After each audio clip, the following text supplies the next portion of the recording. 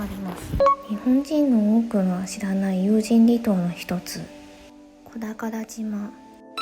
位置はこの赤枠の中です。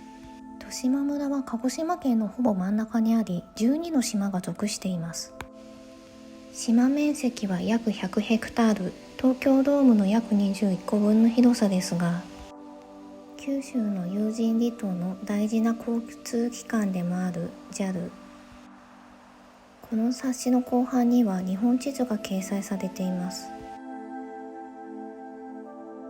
小宝島はここです。トカラ列島のうち小宝島と平島だけ表記がなされていません。元有人離島であるガジャ島は表記があります。この小宝島がある鹿児島県は僕の故郷です。もともとは100島ぐらい行くかなという気持ちだったのですが、結果5ヶ月間で約250島を訪ねました。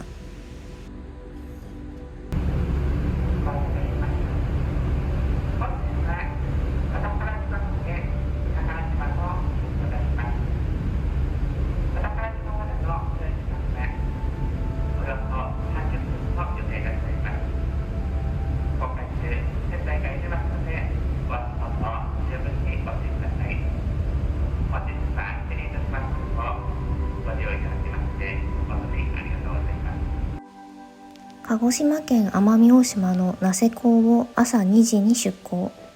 小宝島には朝5時半ごろ到着予定です。この時はちょうど満月の夜でした。このフェリーにはヘアドライヤーがないことを知らず、僕は髪が濡れたまま小宝島で下船することになりました。翌日知ったのですが、小宝島では学校の先生全員が原則毎回ここで船の停泊作業を手伝っています。下船の際におはようございますと次々に港で声をかける光景は、僕がこれまで行った250島の中でも小宝島だけです。小宝島の港が見えます。もはや新しい観光名物といえる匂いすらするけれど、誰も気にしていないようで残念。小宝島の先生たちが育んだ伝統は僕のアートワークで生きていきます。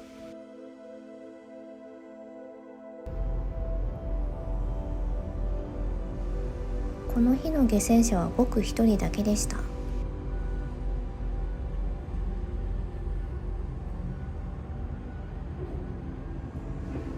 フェリーが出港するまでこの場に待機するよう指示がありました。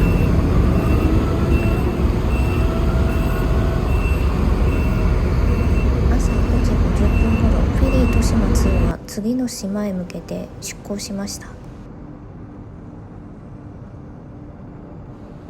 この港は狭いため、発着時には高度な技術が求められるそうです。1979年にはこの島でも電気が一日中使えるようになり、生活が便利になったそうです。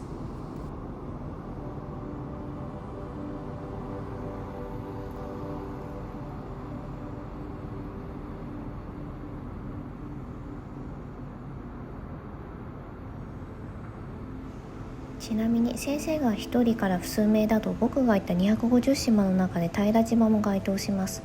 平島は小宝島と同じ村に属しています。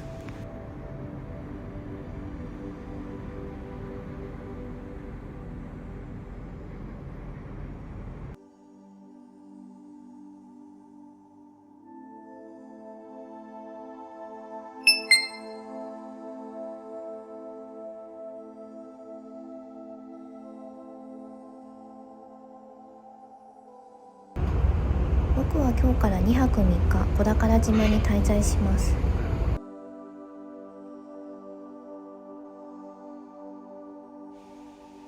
小宝島は周囲約 4km の島ですが、1日目僕は約2万6000歩を歩きました。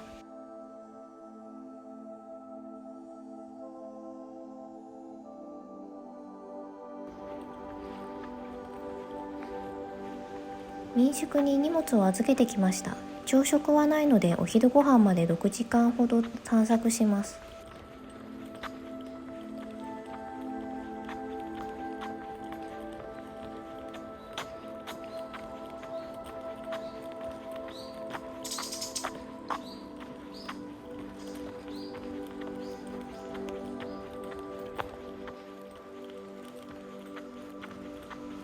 小宝島はトカラ列島の中でも情報が乏しい有人離島ですが、僕の勘では洞窟ほか楽しめる自然や地形が多くあるはず。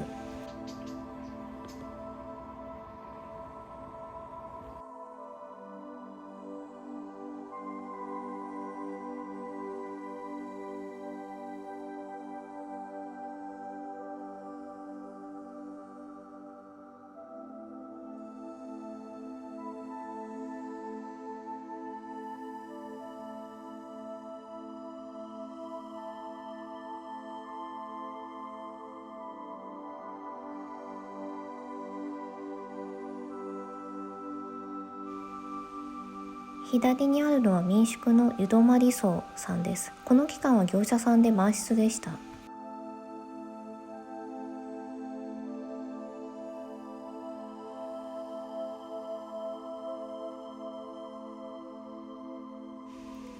今の路地奥にも別の民宿憩いの森が1軒あります。僕はこの民宿の女将さんからゴーグルを借りました。その説は大変お世話になりました。ありがとうございました。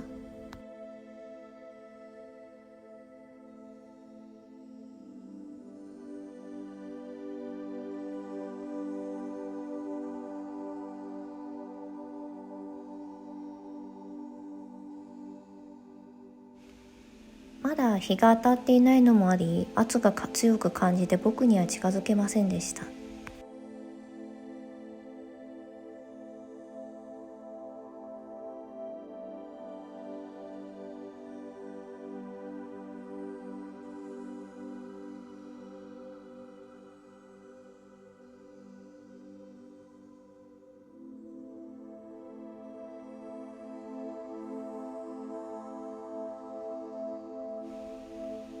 ひとまず港の方へ戻ってみます。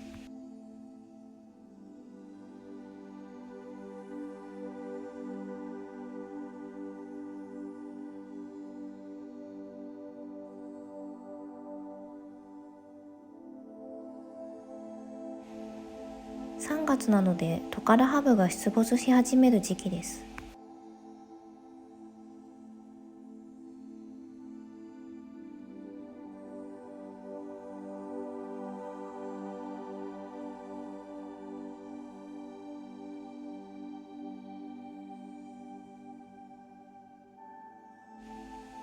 このハブの毒は弱いですが、噛まれたら痛いです。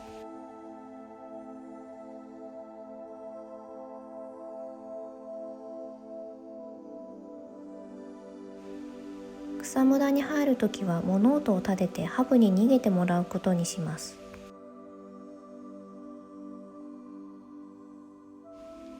名称の由来は諸説あるそうです。うねめ神が語源とする説。うねとは食事の用意や日常の雑務を担当する女官の人を指します。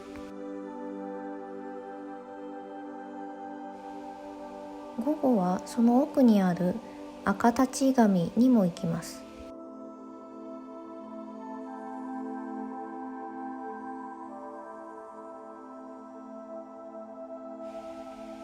明石が語源説があるとのことです。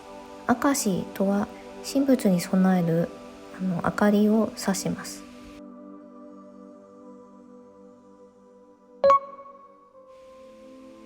牧場の牛たち。隣の宝島の牧場同様に朝6時には牛に餌を与えていると思われます。滞在中、畜産農家さんの姿を僕は見かけませんでした。出来たての牛のうんこ、牛糞。そういえばシンガポールで食べた牛丼はあまり美味しくなかったです。腹を下したのを思い出しました。うんこで。実は睡眠時間が1時間だったので体がだるくなってきました。とりあえず集落ホームへ戻ることにします。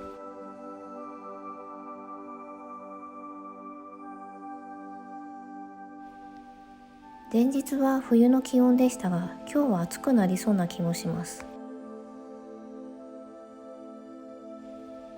牛はみんな食事中です。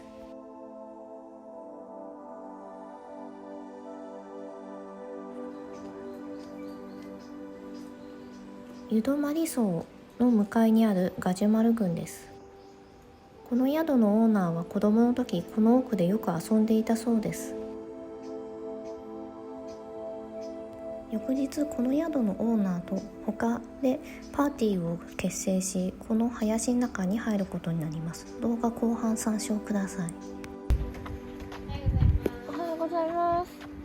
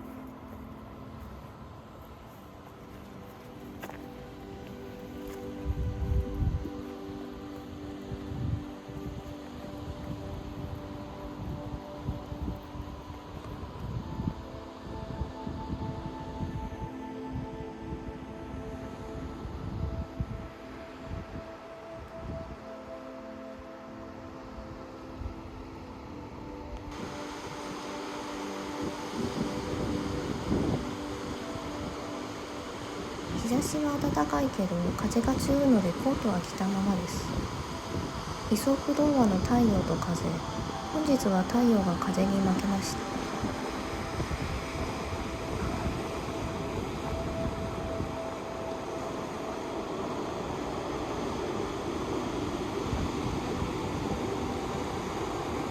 余談ですが、滞在中に高齢者と看護師さんなどのイベントがあり、カレーが振る舞われていました。僕はそこに参加してます。毎月1回はこういったイベントが開催されているそうで、この時は学校の ALT の先生がカレーを食べに来ていました。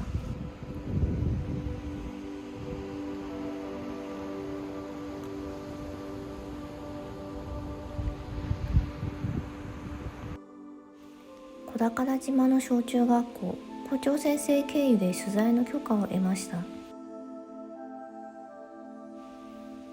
取材の誓約書は十島村教育委員会へ提出しています。二次創作に使用する目的ですが、それは本動画ではありません。僕の作っている漫画の主人公は小宝島出身の設定ですが、まだ作成に時間がかかっております。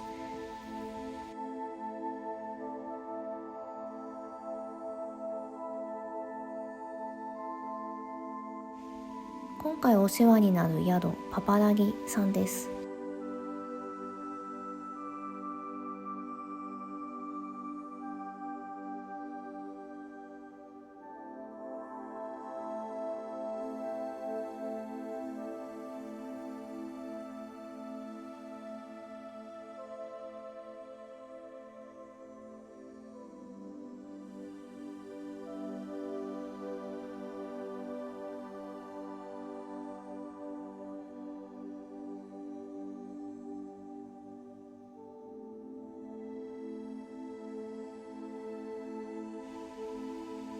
温泉に来ました。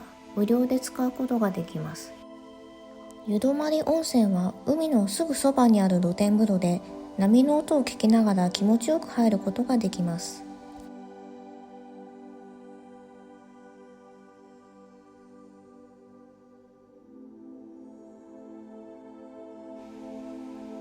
このすぐ入ったところにある場所では入浴はしなくて、左手の奥が入浴に推奨されている場所とのことです。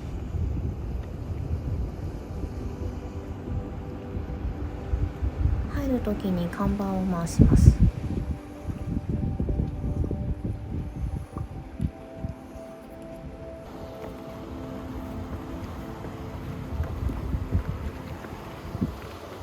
漁業では島の周りがサンゴ礁の遠浅なことがあり、良い漁場が近くにあることで伊勢エビ、夜光貝のほかサワラ、シビ、カツオ、トビウオ、ホタなどが取れるそうです。また島独特のエラブウナギ、ウミヘビの漁も行われ、その際は奄美大島の名瀬市に出荷したり燻製にすることもあるそうです。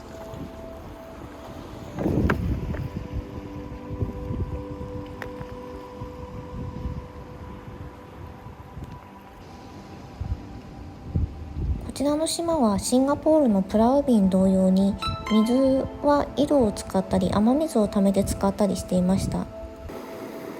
1990年の11月頃には海水を淡水化する施設がこの島に完成して水の心配をしなくて済むようになりましたが、たびたび故障して断水することがあり苦労しているそうです。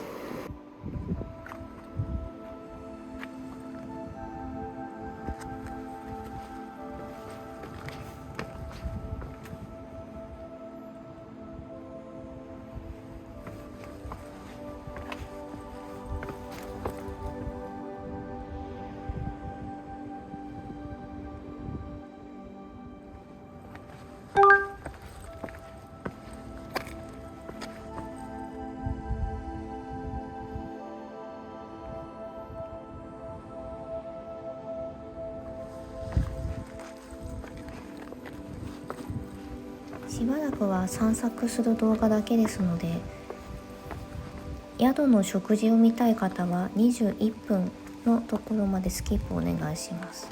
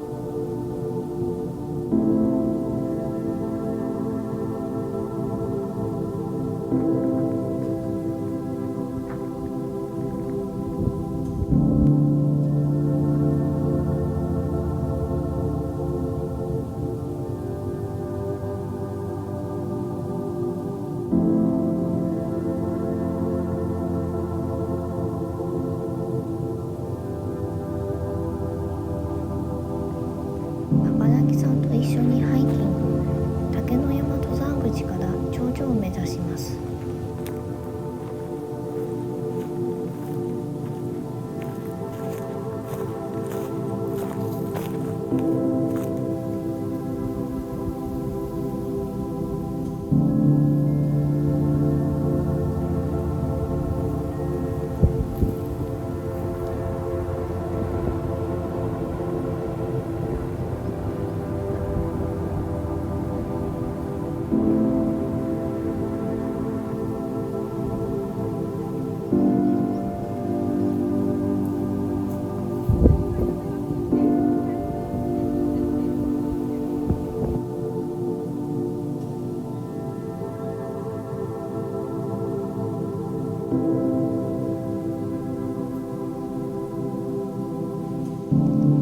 竹につかまりつつ下山します。この日はトカラハブがいませんでした。冬以外は2人以上で来る方が無難とのことです。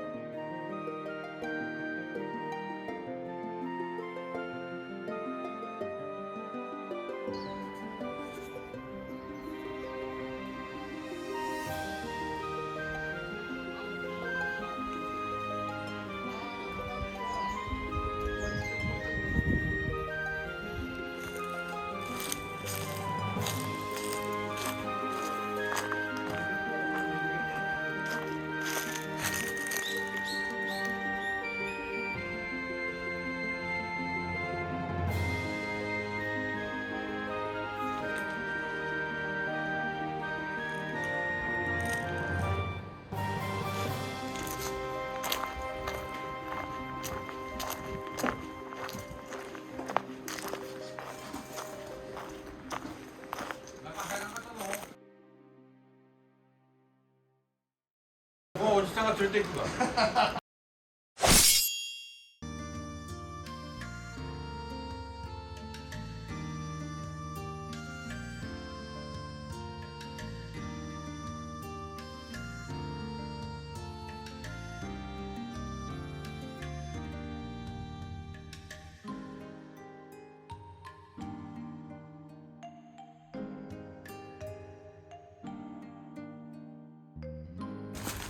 自分が小さい時はまだ小さかったんや、気持ち小さかったんやけどね。これがアコウギよね。うん。これアコウの木。はい。これがガジマル。これもガジマル。これがガジマル。これがガジマル。お、こう来て。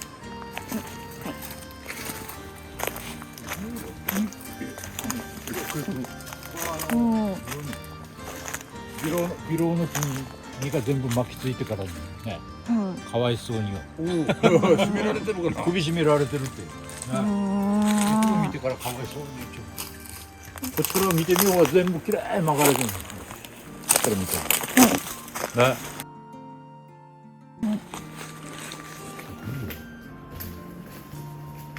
感じからめでたりするから。そう感じから絡まって。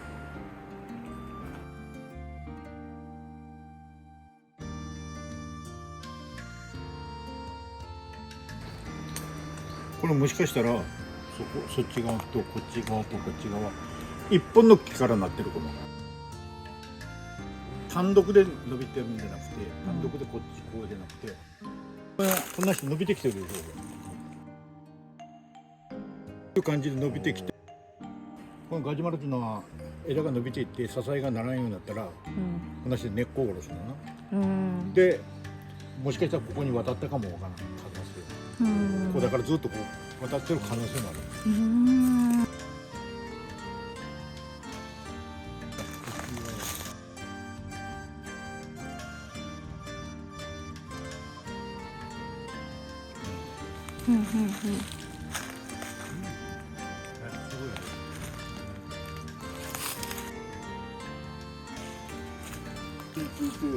でっかくなるってことか。そうこんな人まとめてたんだけど。そういうのが。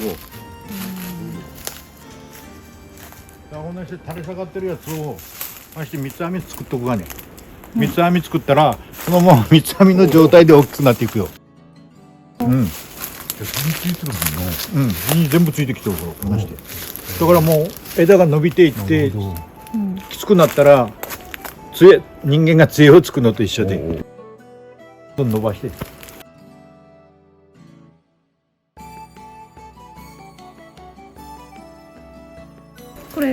これだけ遊びで使ったんやろ。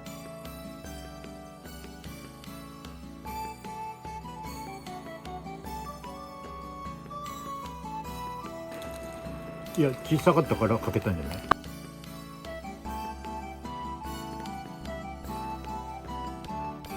いいんじゃないよ。最近この辺で遊ぶ子おらんの。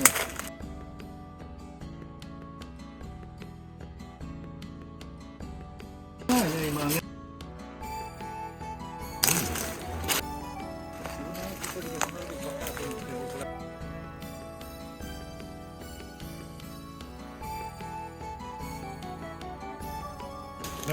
この木がほらこう来てここに繋がってるでしょ。もしかしたらどっかが一本伸びて可能性もある。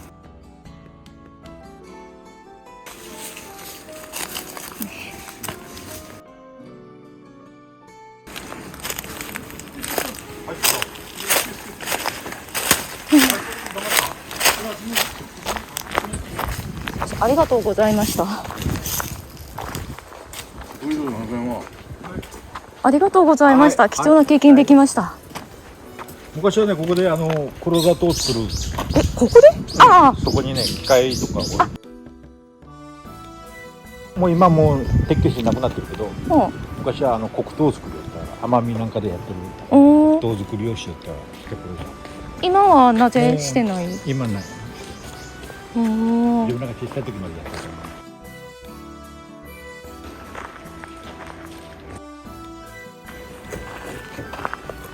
こいつこうやってなんでもっと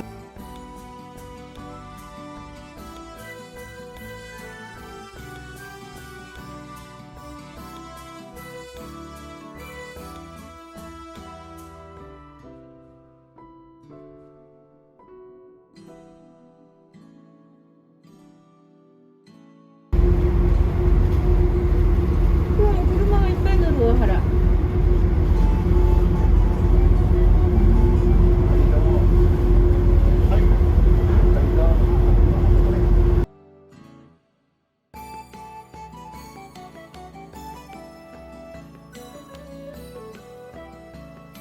頭打てないようにね、あそこ段差があるけど。はい。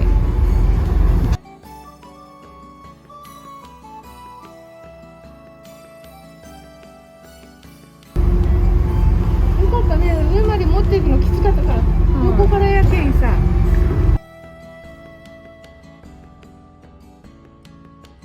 そうだったらさ、こんな感じ。後ろに下がっちゃうかもね。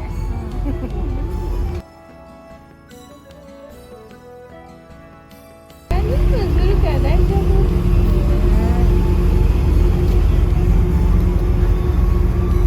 髪をつけるのにさ、ちょっとこうしてるよね。ランプ入れだね。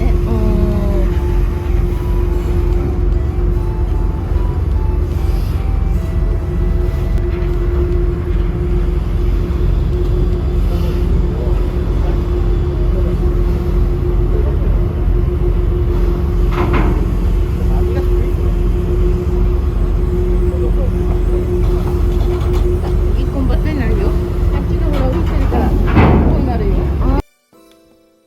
そうそうそう。だってね、今筆が上がればだけどさ、あれがついたら大丈夫なのかな。ほら浮いた。